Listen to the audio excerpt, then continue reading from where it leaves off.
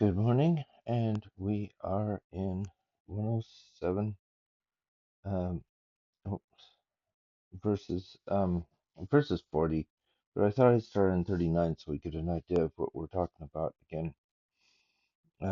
We're going to talk about the evangelical ministers, um, and as we talked about at the end of yesterday's discussion, was that evangelical is another term for patriarchal um, patriarchs in the church. Um,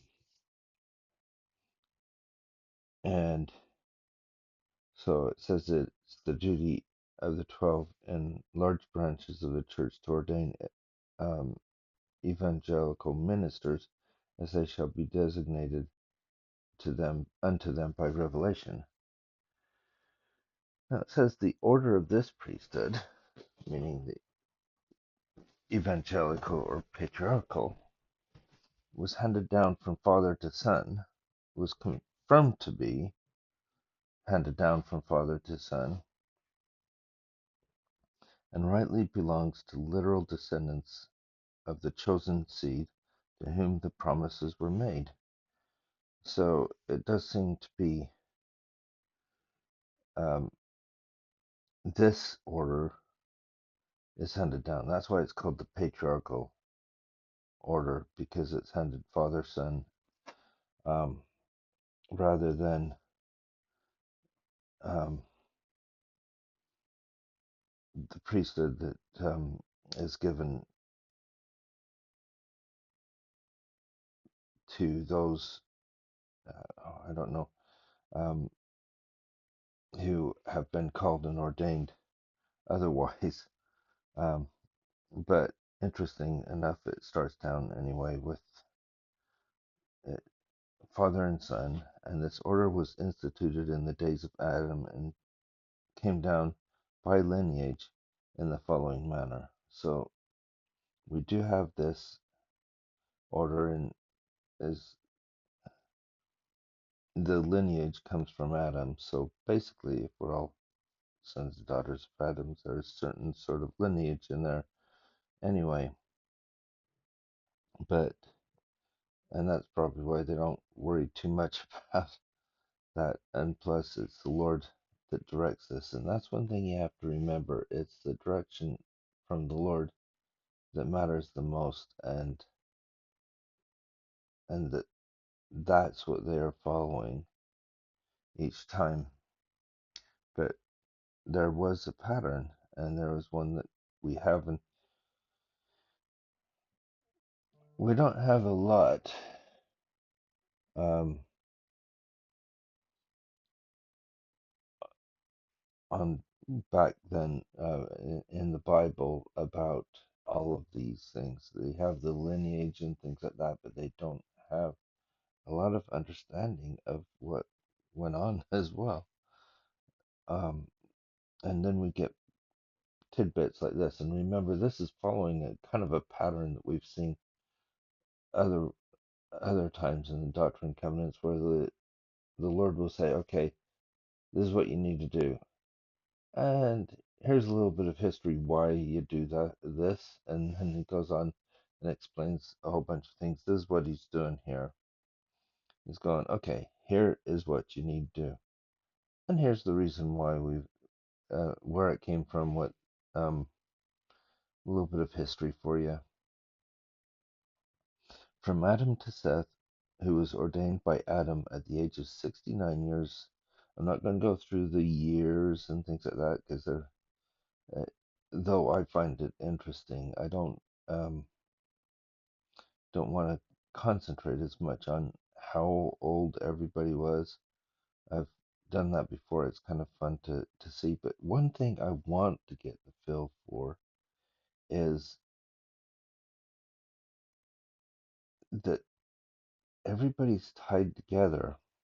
One of the things we'll do when we get into the um,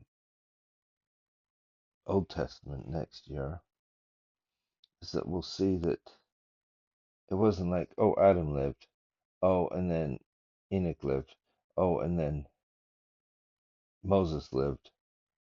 It wasn't like, oh, well, there's just these pockets of people, but that each person had some relationship, some knowledge of the other person or something, that there's congregations of saints and things in those days. You can call them saints, I guess, but you know what I mean. There we had, and you think, okay, then Moses lived and did what he did, and then um, Abraham lived. Well, Abraham apparently was about 75 when Moses apparently died, so he could have known, and not Moses, Noah, sorry, when Noah apparently died, which means he probably could have and may have known Moses. He would have known of Moses easily. This isn't where there's no tie or understanding, and the people were totally um, lacking knowledge and enlightenment. But we do see that a lot of the general people would go away from what they should know to be true. Um, you think, for instance, we talk about the Tower of Babel, and that's in the scriptures, and that, and we hear about um, in the Book of Mormon that the Jaredites come from the Tower of Babel and things like that. Well, the Jaredites would have been Noah would have been alive during that as well. We kind of expect that everybody was affected or afflicted in the same way. Noah would have been through all of that and lived through it all and seen it. So there's all these things that are interesting when you put them together that they link. They don't just um, live in their own little bubbles. It wasn't just Adam's here, and then there's Enoch, and then there's Methuselah, and then Noah. They all would have known each other. In fact, it gets better as we go on here. And remember, it's the Lord that ties them all together, and we have to remember that He's the one that um, ordained Adam, gave Adam the priesthood in the first place. Um,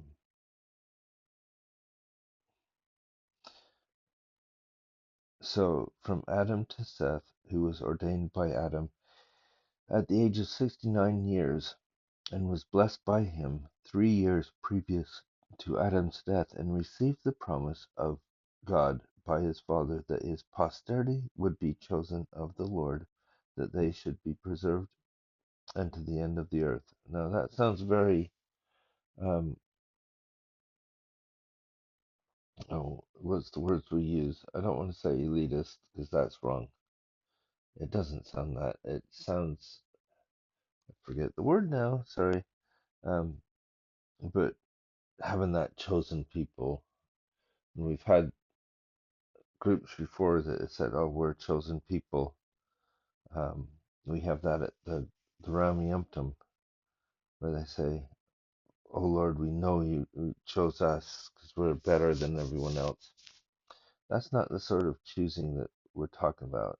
It's talking about a people who's got to bless the earth, bless the people around them, because he, Seth, was a perfect man, and his likeness was the express likeness of his father, inasmuch that he seemed to be like unto his father in all things, and could be distinguished from him only by his age.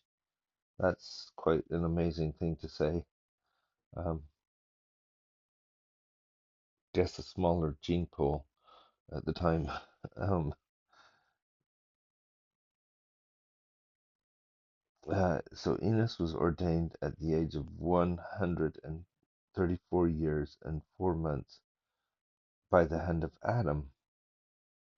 And God called upon Canaan in the wilderness in the 40th year of his age, and he met Adam in journeying to the place of Shelomach. He was 87 years old when he received his ordination.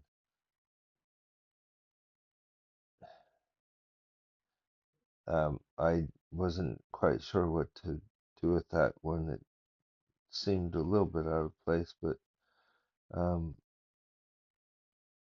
then Mahalalel was 496 years and 7 days old when he was ordained by the hand of Adam, who also blessed him. Again, Adam was in all this. And Jared was 200 years old when he was ordained under the hand of Adam, who was who also blessed him. And Enoch was 25 years old when he was ordained under the hand of Adam, and he was 65, and Adam blessed him.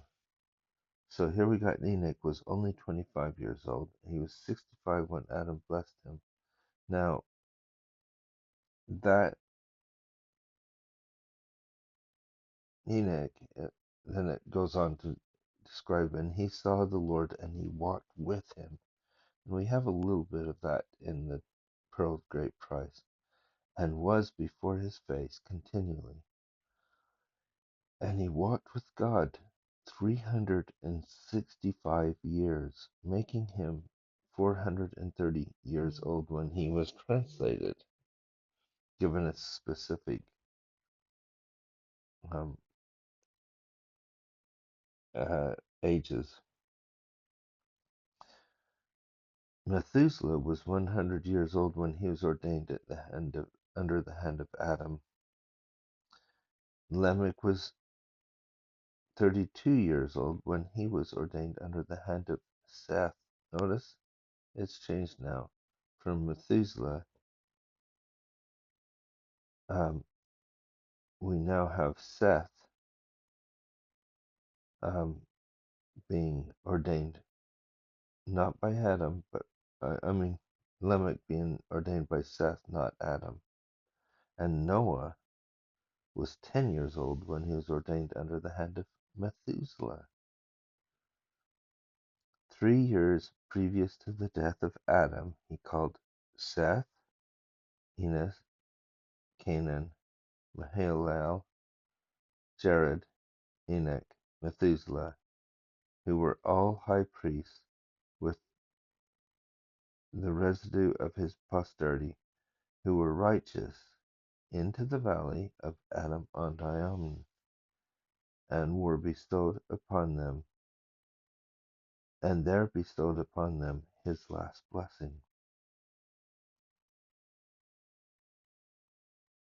And the Lord appeared unto them, and they rose up and blessed Adam and called him Michael, the prince, the archangel. And then all of a sudden we have this understanding a little bit. I don't know if it's how much it's in the other um, books, but or religions, but understanding that Michael is Adam and that he is the archangel is part of um,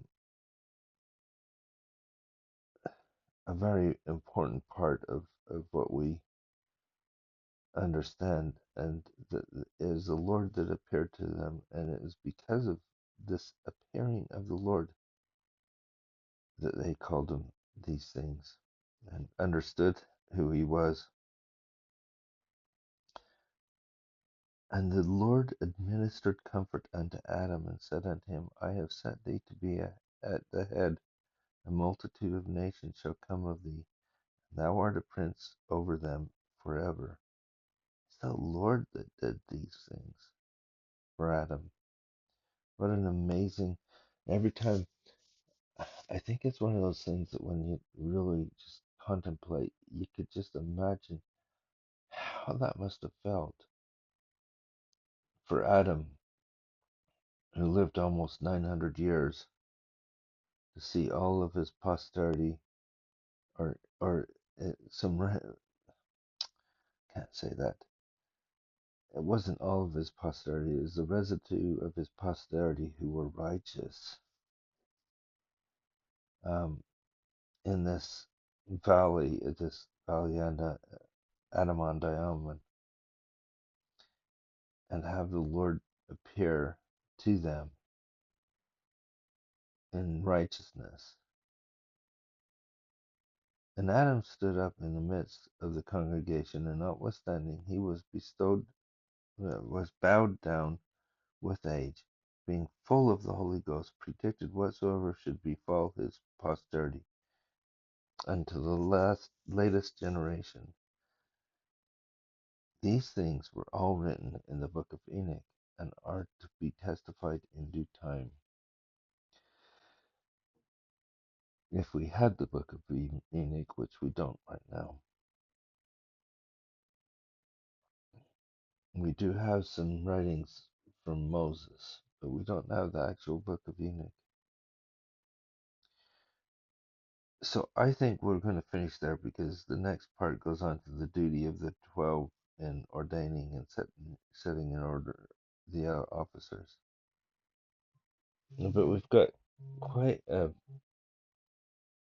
bit of, I think somebody might be able to lecture on all of this quite a lot. But I'm just going to end it there, basically, realizing that this is talking about a patriarchal order of the priesthood, and not just, I mean, Melchizedek hadn't been born then, so this would have been, um, the priesthood itself would have been the order after the, um, Son of God, as we heard before, but not to use the name of the Lord so frequently. They changed it when Melchizedek came along, which would have been just one or two generations removed from what we've seen to this point, down to Noah.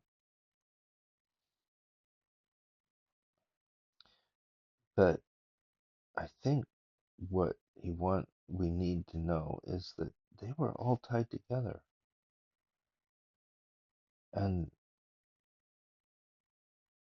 going father to son usually, and that, and grandfather to grandson and great grandfather.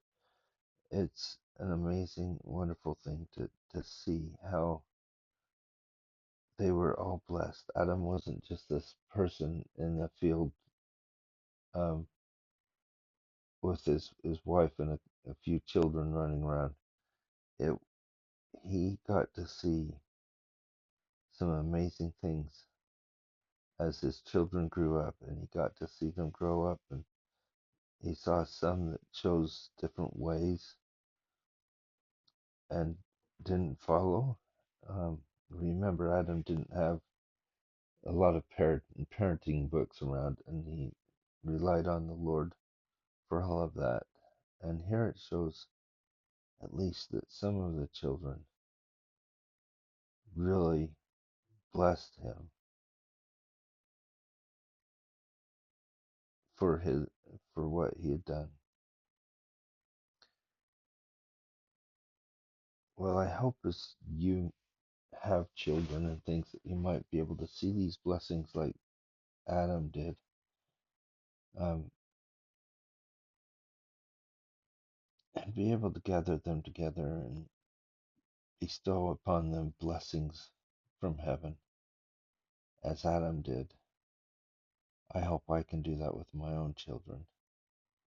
I hope you have a wonderful day. We'll see you tomorrow.